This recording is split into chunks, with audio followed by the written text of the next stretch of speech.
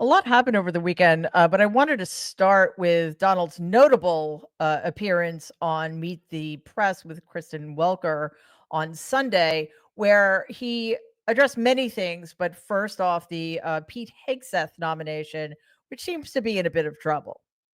Pete is doing well now. I mean, people were a little bit concerned. He's a young guy with a tremendous track record. Since you bring him up, do you still have confidence in Pete Hegseth? Yes, I do. Have you gotten assurances from senators that he's going to be confirmed? Do you think he can make it? No, I think you will, yeah. You don't drink yourself. No. You've talked about how devastating drinking can be. No.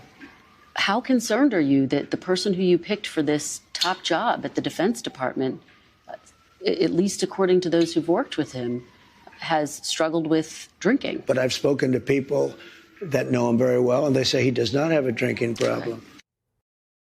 Oh, well, that solves that then. By the way, Donald has nothing but contempt for people with drinking problems. Privately, he probably considers Hegseth a slob, but he's not willing to take another loss after Matt Gaetz's nomination was torpedoed.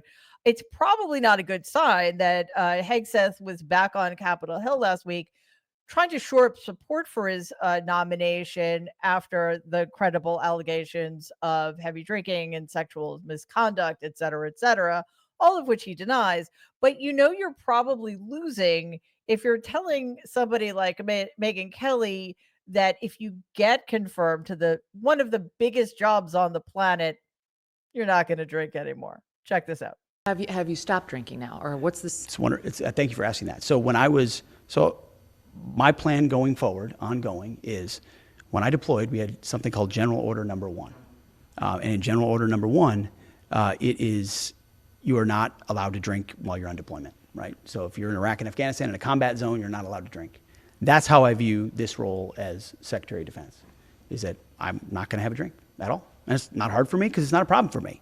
But I need to make sure the senators and the troops and President Trump and everybody else knows when you call me 24/7, you're getting fully dialed in, Pete, just like you always did in Iraq and Afghanistan. So this is the biggest deployment of my life, and there won't be a drop of alcohol on my lips while I'm doing it. More importantly, Donald also discussed with Welker his very disturbing ideas about ending birthright citizenship and pardoning the January 6th insurrectionists. As for birthright citizenship, that would require getting rid of Section 1 of the 14th Amendment, which he seems to think he can do with an executive order.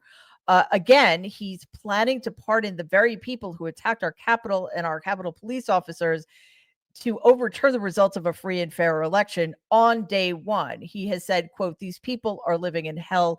Actually, Donald, the hell is that you were eligible to be president again. Before I continue to more news of that happened over the weekend, please like and share these videos.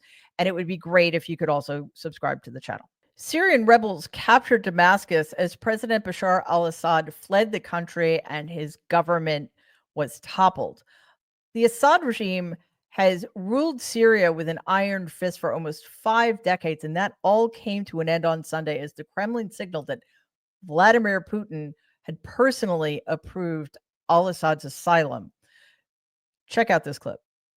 Tonight, scenes of triumph across Syria as rebel forces celebrate their stunning victory over the Assad regime. More than 50 years of dictatorship by one family ended in a 2-week lightning advance by rebel fighters.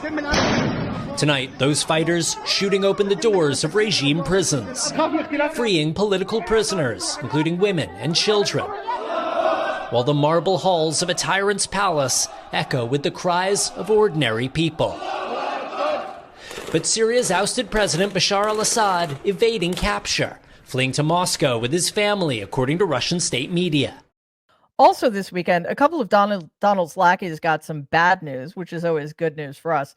Far-right influencer and fascist Nick Fuentes is due in court later this month after a woman accused him of pepper spraying her when she showed up at his Chicago home following his "Your Body, My Choice" post on Twitter.